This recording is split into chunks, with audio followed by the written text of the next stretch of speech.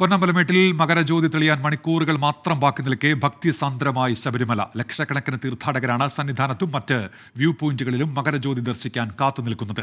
അയ്യപ്പ വിഗ്രഹത്തിൽ ചാർത്താൻ തിരുവാഭരണം വഹിച്ചുകൊണ്ടുള്ള ഘോഷയാത്ര വൈകിട്ട് 5:30 സന്നിധാനത്തെത്തും.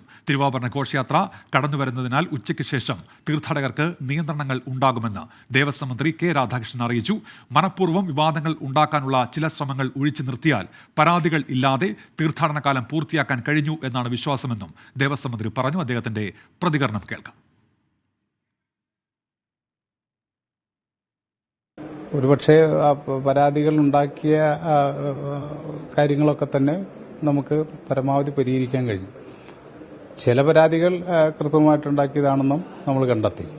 വെറുതെ ആശങ്ക ഉണ്ടാക്കാൻ ശ്രമിച്ച അല്ലാതെ വലിയ രീതിയിലുള്ള പ്രയാസമൊന്നും അനുഭവിച്ചില്ല.